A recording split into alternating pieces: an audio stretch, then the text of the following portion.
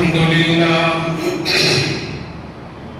لله نحمده ونستعينه ونستغفره ونؤمن به ونتوكل عليه ونعوذ بالله من شرور أنفسنا ومن سيئات أعمالنا من يهده الله فلا مضل له ومن يضلله فلا هادي له ونشهد أن لا إله إلا الله ونشهد أن محمدا عبده ورسوله أما بعد فإن خير الحديث كتاب الله وخير الهدي هدي محمد صلى الله عليه وسلم وشر الأمور محدثاتها وكل محدثة بدعة وكل بدعة ضلالة وكل ضلالة في النار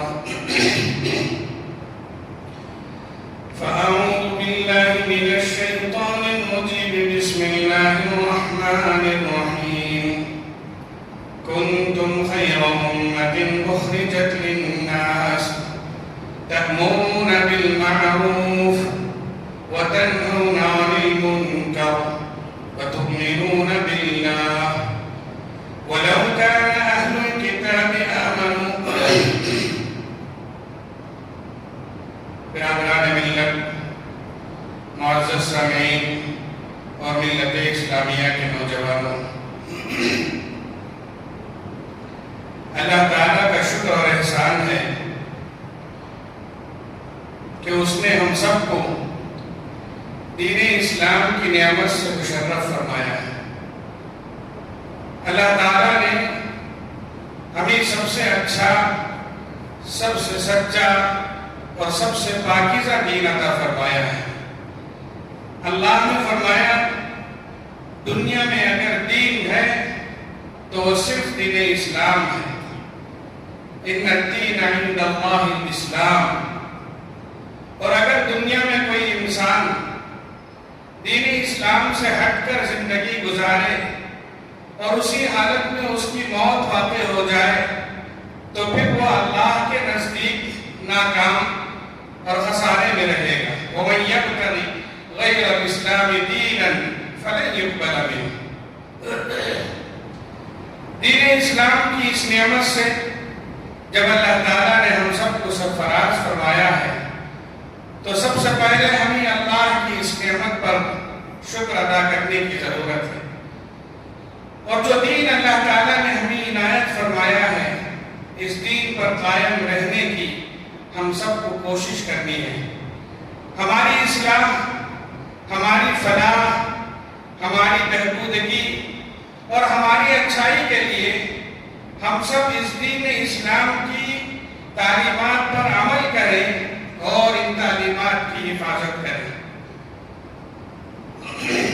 اس کے علاوہ ہمارے اوپر یہ ذمہ داری عائد ہوتی ہے کہ جس پیارے دین سے اللہ نے ہم سب کو مشرف کیا ہے، جہاں ہم اس پر عمل کر کے اللہ کی خوشنودی حاصل کر رہے ہیں، وہیں جن احباب کو اللہ نے دین اسلام کی تعلیمات سے سرفراز کیا ہے ان کو بھی اس دین پر قائم رکھنے، اس پر عمل کرنے، اس کی تعلیمات کو مضبوطی کے ساتھ پکڑے رکھنے کی ہم خود بھی کوشش کریں۔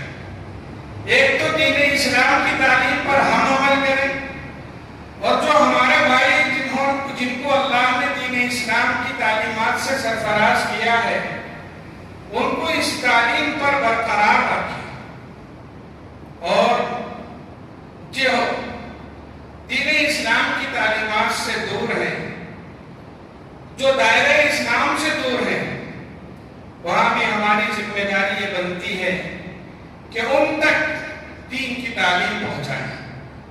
دعوت اور تبلیغ، اصلاح امت، اشاعت دین، تبلیغ دین، یہ ہماری ذمہ داری ہے۔ اس کو ادا کرنا ہم سب کے لیے ضروری ہے۔ ہم عمل کریں، دوسروں کو عمل کروائیں، اور جن تک یہ یہ اسلامی تعلیمات نہیں پہنچی ہیں ان تک پہنچانے کی ہماری ذمہ داری ہے، اولین ذمہ داری ہے۔ اس میں کسی قسم کی بہانے کی کوئی اجازت نہیں۔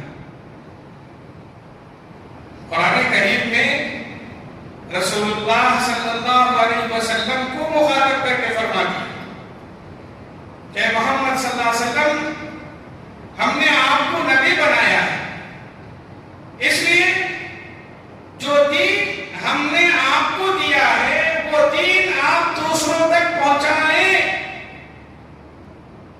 یا ایھا الرسول بلغ ما انزل الیک من ربک، آپ کو ہم نے دین اسلام کو دوسروں تک پہنچانے کی تعلیم دی ہے، پہنچائیں۔ اور اگر آپ نے نہیں پہنچایا، آپ کے نبی بنانے کا مقصد ہی پورا نہیں ہوا، فَإِن لَمْ تَفْعَلْ فَمَا بَلَّغْتَ رِسَالَتَهُ، یعنی ہم سب کو ہدایت دے دی گئی کہ ہم اس تعلیم کی حفاظت بھی کریں، اسے دوسروں تک بھی پہنچائیں، اور جو اسلام سے دور ہیں ان تک حق بات کو پہنچائیں۔ یہ ہماری ذمہ داری ہے۔ کنتم خیر امت اخرجت للناس، کا امت محمدیہ اب اونچے مرتبے پر، اب اس کا مقام بلند ہے، اس کا مرتبہ بلند ہے۔ کیوں؟ اس لیے کہ اسے جو کام دیا گیا ہے وہ کام بڑا کام ہے۔ اخرجت للناس، لوگوں کے لیے ان کو بھیجا گیا ہے۔ کیا کام؟ تأمرون بالمعروف وتنہون عن المنکر، نیکی کا حکم دینا اور برائیوں سے روکنا، ہر اچھی بات کا حکم، ہر اچھی بات پر خود عمل اور ہر اچھی بات پر دوسروں کو بلانا، ہر بری چیز سے خود پرہیز اور ہر بری چیز سے دوسروں کو بچانا، یہ ہماری ذمہ داری ہے، یہ ہمارا کام ہے۔ یہ کام اگر ہم نے کیا تو ہمارا نمبر اول درجے میں۔ اخرجت للناس، حکم دیا کہ آپ میں سے ایک جماعت ایسی ہونی ہی چاہیے جو یہ کام مسلسل کرتی رہے۔ وَلْتَكُن مِّنكُمْ أُمَّةٌ يَدْعُونَ إِلَى الْخَيْرِ، آپ میں کی ایک جماعت ہونی چاہیے جس کی یہ ذمہ داری ہے کہ وہ اپنی اصلاح، دوسروں کی اصلاح اور دوسروں میں دعوت اور تبلیغ کا کام کرتے ہیں۔ یأمرون بالمعروف وینہون عن المنکر، ضروری ہے، اس میں کسی قسم کی کوتاہی، تساہل، غفلت، سستی اجازت ہی نہیں ہے۔ ہمیں وقت ملے گا تو کریں گے، وقت نہیں ملا نہیں کریں گے، مصروفیات کا بہانہ، گھریلو ذمہ داریوں کا بہانہ، دیگر دینی امور کی ذمہ داریوں کا حوالہ، آپ کو یہ کام کرنا ہی کرنا ہے۔ کیوں؟ انبیاء کی بعثت کا مقصد یہی، اور انبیاء کو اسی لیے بھیجا گیا، ان سے کہا کہ اگر آپ نے یہ کام نہیں کیا تو آپ کی ذمہ داری ادا نہیں ہوگی۔ بنی اسرائیل، اہل کتاب کو اللہ تعالیٰ نے اونچا مقام دیا تھا، وہ اللہ کے مقرر تھے، اللہ کی نعمتوں سے وہ سرفراز تھے، مشرف تھے۔ اللہ نے کہا کہ اس مقام کو برقرار رکھنے کے لیے دعوت اور تبلیغ کا کام، اصلاح امت کا کام، اصلاح ذات کا کام ضروری ہے، یہ کرنا پڑے گا۔ اس امت نے اسے ہلکے ہاتھوں لیا، اس میں انہوں نے بہانے بنائے، اس میں انہوں نے سستی کی، اس میں انہوں نے کاہلی کی۔ اللہ نے کہا تم کو اول درجہ دینے کا مطلب ہی نہیں ہے۔ لعن الذین کفروا من بنی اسرائیل علی لسان داؤد وعیسی ابن مریم ذلک بما عصوا وکانوا یعتدون۔ لعنت ہوئی ان پر اللہ کی، لعنت کی وجہ قرآن نے بیان کی۔ کیا بیان کی؟ کانوا لا یتناہون عن منکر فعلوہ، برائی کرتے ہوئے دیکھ کر یہ برائی سے روکتے نہیں تھے، غلط کام کرتے ہوئے دیکھ کر خاموش رہتے تھے۔ خود بھی غلطی کرنا، دوسروں کو غلطی کرتے ہوئے دیکھ کر خاموش رہنا، امر بالمعروف اور نہی عن المنکر کی ذمہ داری سے روگردانی اختیار کرنا اللہ کی ناراضگی کا سبب ہے۔ اس لیے قرآن کی آیتیں، احادیث نبویہ، انبیاء کی سیرت اور خود جناب محمد رسول اللہ صلی اللہ علیہ وسلم کی سیرت طیبہ ہمیں اس بات کی تاکید کرتی ہے کہ دعوت، تبلیغ، اصلاح امت اور اصلاح ذات کا کام ہمارے اوپر ضروری ہے۔ ہمیں اس کام کو کرنا ہی پڑے گا، اور اگر ہم نے اس میں سستی کی، اپنی اصلاح کی فکر نہیں کی، خود برباد ہوں گے۔ دوسروں کی اصلاح کی فکر نہیں کی، پکڑے جائیں گے۔ اس دین کو ہم نے اپنا کر جو دائرہ اسلام سے دور ہیں ان تک پہنچانے کی کوشش نہیں کی، پکڑے جائیں گے۔ یہ ہماری ذمہ داری ہے۔ اس کام کو ادا کرنے کے لیے تن من دھن کی بازی لگانے کی ضرورت ہے، انتھک اور مسلسل محنت کی ضرورت ہے۔ دعوت اور تبلیغ کا کام ایک مرتبہ کرنے کے بعد ٹک مارنے کا نہیں ہے کہ ہم نے نشان لگا دیا، یہ کام میں نے کر دیا۔ نہیں، یہ کام اب بھی کرنا ہے، تھوڑی دیر کے بعد بھی کرنا ہے، شام کو بھی کرنا ہے، کل بھی کرنا ہے، اور آنے والے ہر ضرورت والے لمحے پر کرنا ہے۔ ہم نے کرنے کے بعد کہ میں نے اسے سمجھا دیا، میں نے اسے بتا دیا، ہاں بتانے تک کی ذمہ داری ہے، صرف ایک مرتبہ نہیں۔ بعض لوگ کہتے بتا دیا نا بس بس بس، نہیں، بتانے کے بعد بار بار بتانا یہ حکم ہے اور یہ سنت ہے۔ حضرت نوح علیہ السلام کتنے سال رہے؟ 950 سال۔ وَلَقَدْ أَرْسَلْنَا نُوحًا إِلَىٰ قَوْمِهِ فَلَبِثَ فِيهِمْ أَلْفَ سَنَةٍ إِلَّا 50 عاما۔ کیا 950 سال میں جو ایک مرتبہ ملا اسے بلایا اور خاموش رہ گئے؟ نہیں، قرآن نے کہا میں نے ہر طریقے سے ان کو بلایا۔ وَإِنِّي كُلَّمَا دَعَوْتُهُمْ، سورہ نوح پڑھ کر دیکھیے، اس میں کہا میں نے ان کو سمجھا کر بلایا، ان کو ڈرا کر بلایا، تنہائی میں بلایا، انفرادی طور پر سمجھایا، آہستہ سمجھایا، زور سے بلایا، ہر طریقے سے میں نے ان کو ہر ممکن کوشش کی۔ ایک مرتبہ نہیں، بار بار، دن کے اجالے میں، رات کے اندھیرے میں، موسم خزاں میں، موسم بہار میں، ہر طریقے سے حضرت نوح علیہ السلام بلاتے رہے۔ مگر کیا کرتے تھے؟ جعلوا اصابعهم في آذانهم كانوا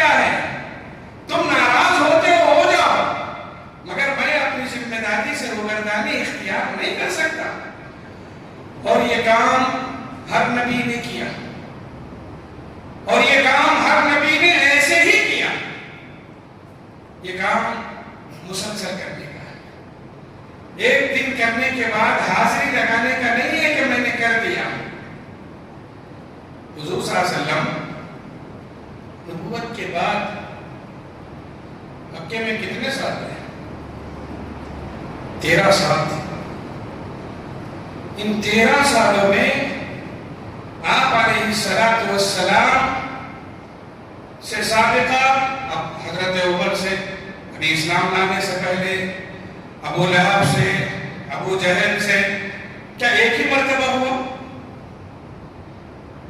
دن میں کئی کئی مرتبہ سابقہ پڑھتا تھا، اور جب بھی موقع ملتا حضور صلی اللہ علیہ وسلم بلاتے تھے، ان کو دعوت دیتے تھے۔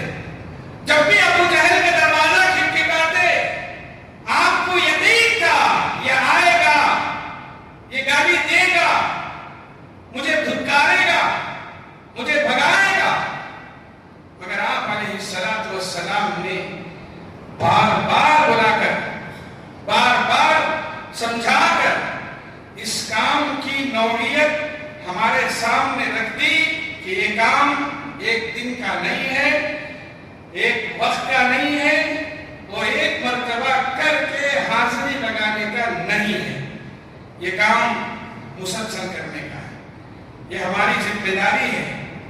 ہم اس ذمہ داری سے روگردانی اختیار نہیں کر سکتے۔ دعوت اور تبلیغ، اشاعت دین، اصلاح امت اور اصلاح ذات کی اہمیت ہم سب جانتے ہیں۔ ہم میں سے کون ہے جو اس بات کا انکار کرے کہ یہ کام نہیں ہے، یہ کام کرنا بیکار ہے؟ اس کی فضیلت ہم جانتے ہیں، اس کی اہمیت ہم جانتے ہیں۔ جو لوگ یہ کام نہیں کریں گے ان کے سلسلے میں کیا وعیدیں آئی ہیں یہ سب ہم جانتے ہیں، مگر اس کے باوجود ہم سب کا حال یہ ہے کہ ہم سب اپنی اپنی زندگی میں مگن ہیں۔ میں یہ سمجھتا ہوں، سفید کپڑے پہنے ہوئے لوگوں کے سامنے آ کر میں یہ سمجھتا ہوں میں بیدار ہوں، میں اچھا ہوں، مجھے کسی اصلاح کی ضرورت نہیں ہے، میرے اندر کوئی کمی نہیں ہے، بس میں مگن ہوں، میں اپنی اصلاح کی فکر کرنے کی طلب ہی اپنے اندر نہیں رکھتا۔ ساتھ میں یہ جذبہ بھی کم ہے کہ کسی کو غلطی کرتے ہوئے دیکھیں اور ہم خیر خواہی کا جذبہ ان کے پاس لے کر جائیں اور ان سے کہیں کہ یہ کمی ہے آپ کے اندر، اس کمی کو دور کریں۔ اصلاح ذات اور اصلاح امت کی جو فکر اور تڑپ ہمیں ہونی چاہیے کہیں نہ کہیں وہ کم ہے۔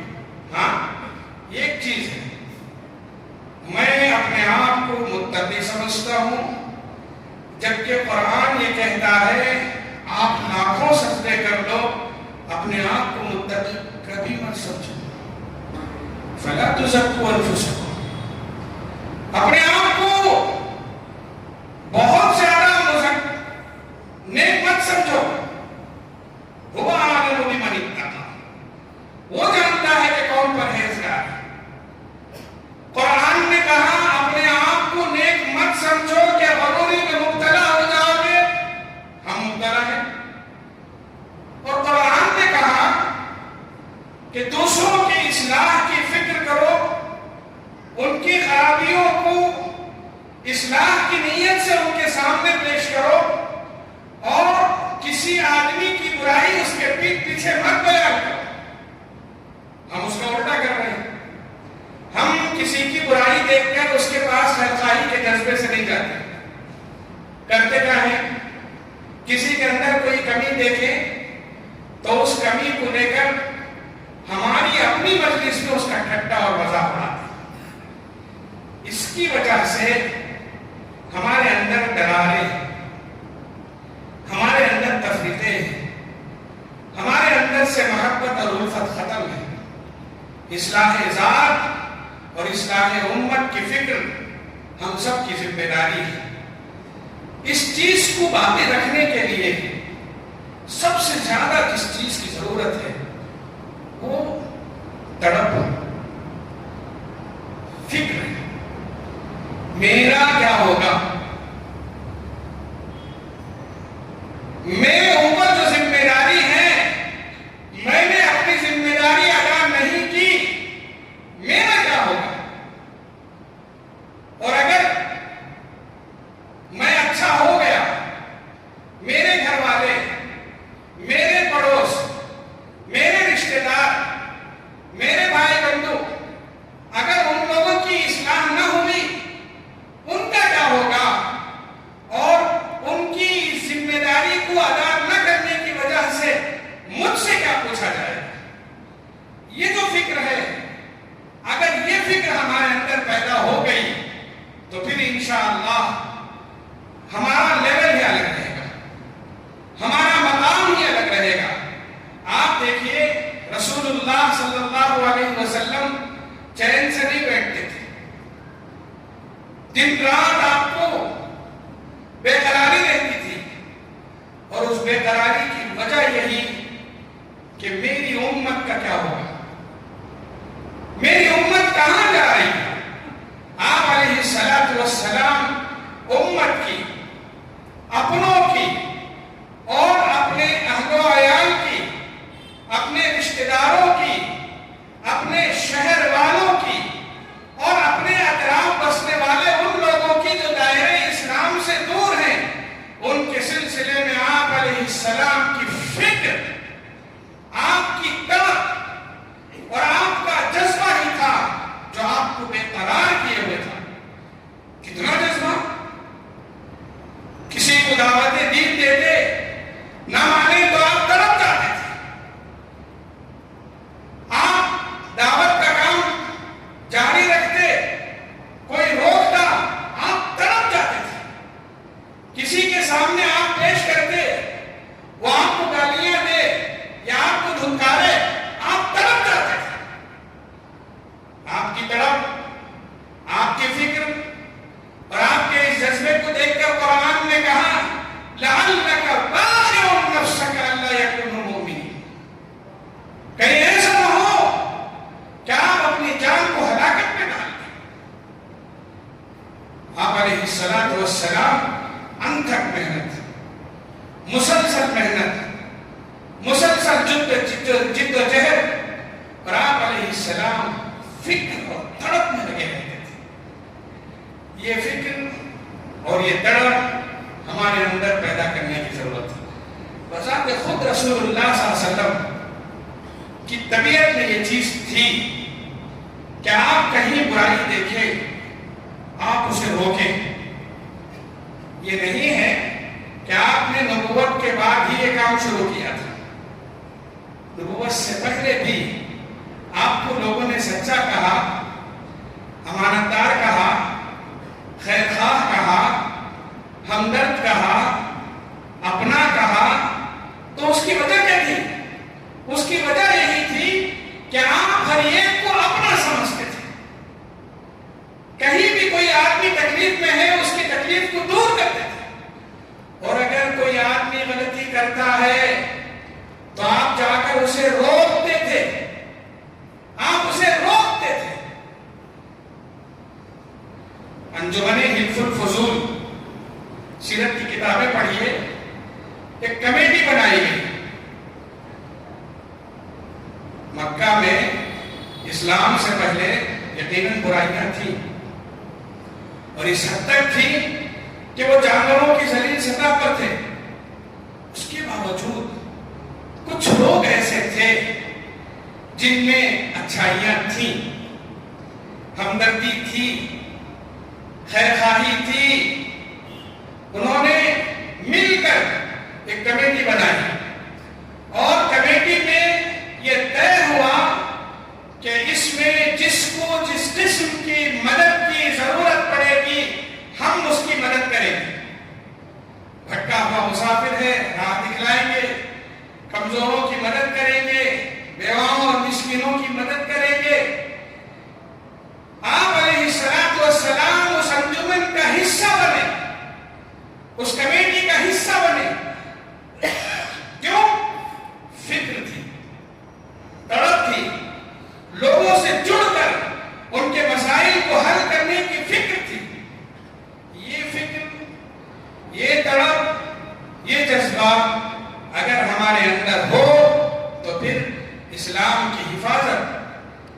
اسلام کی اشاعت، اسلام کی تبلیغ اور اسلام کی ترویج اور خود اپنی حفاظت، خود اپنے اسلام کی فکر آسان سے آسان تر ہو جائے گی۔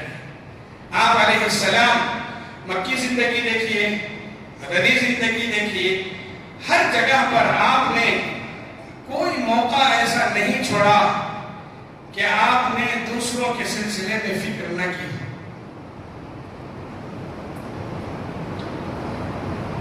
مکے میں آپ تکلیف میں تھے، کسی بھی بات پر آپ کو تکلیف دی جاتی، مارا جاتا، ستایا جاتا۔ ایک مرتبہ آپ علیہ السلام ایک پہاڑی پر بیٹھے ہوئے، تنہا ہے، کوئی نہیں ہے، ابو جہل آ گیا، اس نے آپ کو گالیاں دی، اس نے آپ کو برا بھلا کہا، اور پھر اس کے بعد اس نے آپ کو ایک پتھر دے مارا، اس پتھر سے آپ کا سر زخمی ہوا، خون سے لہولہان ہوا۔ حضور صلی اللہ علیہ وسلم نے برداشت کیا، آگے لوگوں نے بھی دیکھا، زخم دیکھ کر رحم آیا۔ کچھ لوگ حضرت حمزہ کے پاس گئے، وہ آپ کے چچا تھے۔ حمزہ کے پاس جانے کے بعد کہا، بھائی وہ دعوت اور تبلیغ کر رہے ہیں، تم بھی تو چچا ہو، تمہاری موجودگی میں یہ سب ہو رہا ہے، کیا کر رہے ہو تم؟ حضرت حمزہ کو طیش آیا، بھتیجے کی محبت غالب آئی، سیدھے گئے، ابو جہل سے بدلہ لیا، اور پھر اس کے بعد خوشی خوشی حضور صلی اللہ علیہ وسلم کے پاس تشریف لائے، اور آپ علیہ السلام سے کہا، بھتیجے خوش ہو جاؤ، میں نے تمہارا بدلہ لے لیا۔ حضور صلی اللہ علیہ وسلم بس خاموش تھے، کوئی رد عمل نہیں ہوا۔ حضرت حمزہ سوچ رہے تھے شاید بھتیجا خوش ہو جائے گا، گلے لگ جائے گا، شکریہ ادا کرے گا اور احسان مند رہے گا، کہے گا کہ چچا آپ نہ ہوتے تو میرا کیا ہوتا۔ کچھ نہیں کہا، خاموش تھے۔ رد عمل ٹھنڈا دیکھ کر ابو حضرت حمزہ نے پوچھا، بھتیجے خوش نہیں ہوئے؟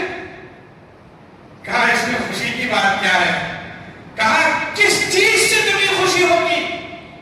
حضرت رسول اللہ صلی اللہ علیہ وسلم نے فرمایا، آپ کے اسلام سے مجھے خوشی ہوگی۔ سبحان اللہ، تاریخ سیرت میں لکھا ہے اسی وقت حضرت حمزہ نے اسلام قبول کیا، اور آپ کو جو خوشی ہوئی اس کی انتہا نہ رہی۔ اس واقعے سے پتہ چلتا ہے کہ آپ علیہ السلام کا قطع نظر کیا تھا۔ ہر لمحہ آپ کو اس بات کی فکر، اس بات کی طلب کہ کون سا ایسا موقع ملے گا جس سے یہ لوگ میرے پاس آ جائیں، میرے اپنے میری بات سن لیں، میرے اپنے ہدایت کے راستے پر لگ جائیں۔ اس فکر کی اور اس تڑپ کی ضرورت ہے۔ حضور صلی اللہ علیہ وسلم نے امت کے سلسلے میں فکر کی۔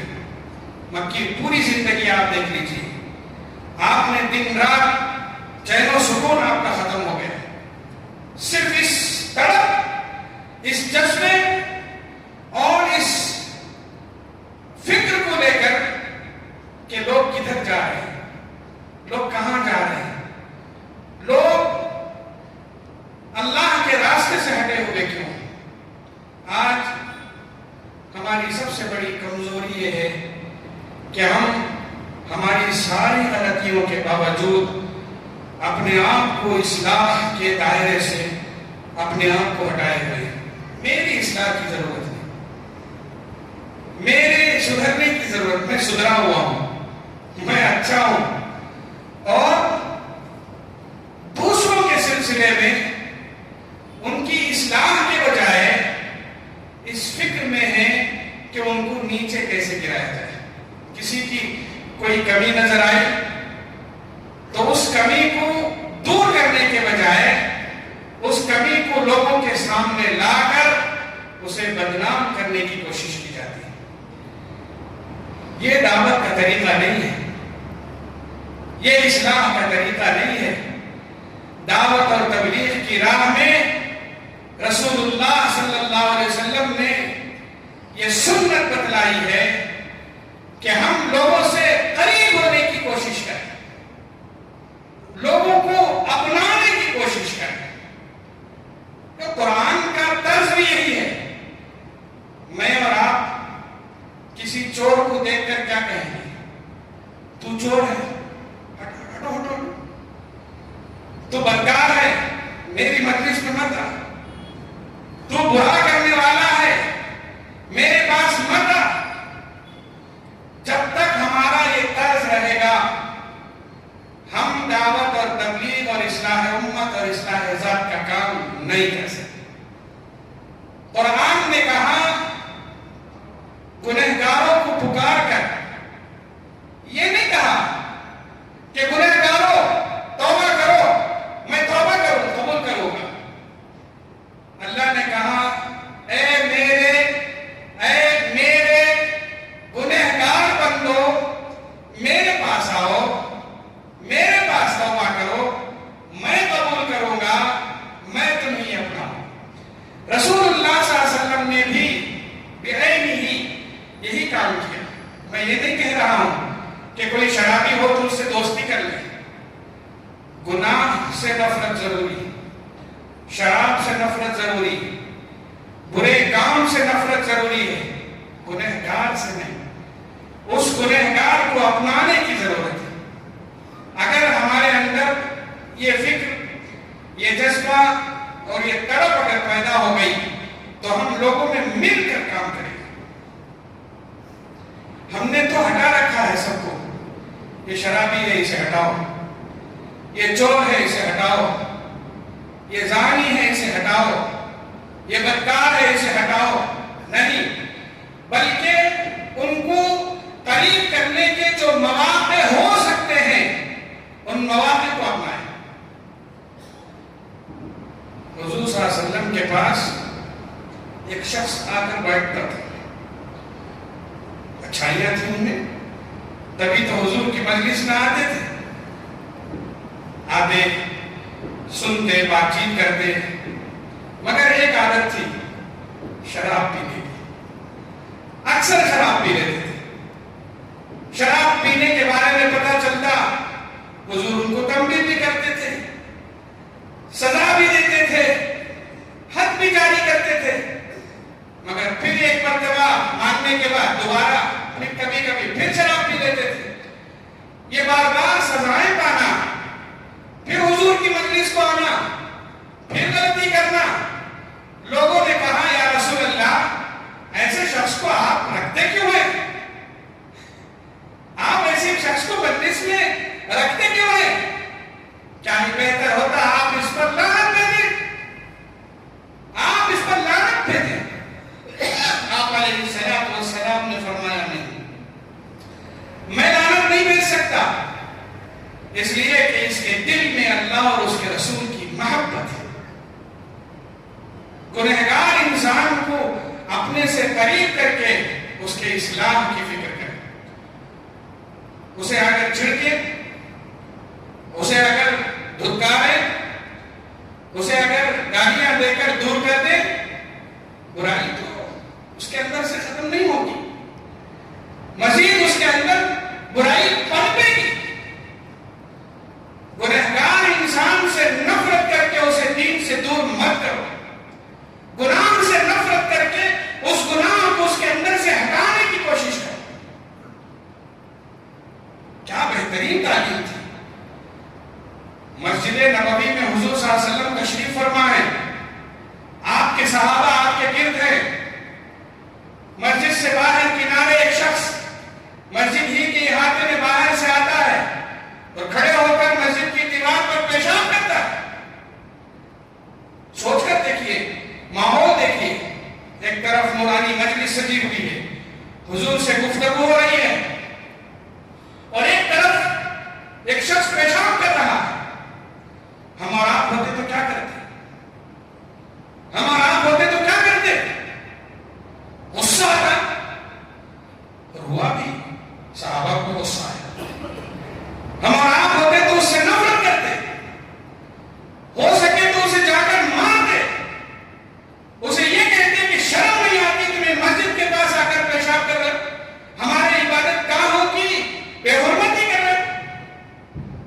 آپ علیہ السلام نے دیکھا، لوگوں کو روکا، کہا کہ اسے پیشاب کرنے دو، اور جب وہ پیشاب سے فارغ ہو گیا تب اسے بلا کر آپ علیہ السلام نے سمجھایا کہ یہ احاطہ بابرکت احاطہ ہے، یہ مسجد ہے، یہ عبادت گاہ ہے، یہاں کوئی بے حرمتی نہیں ہونی چاہیے۔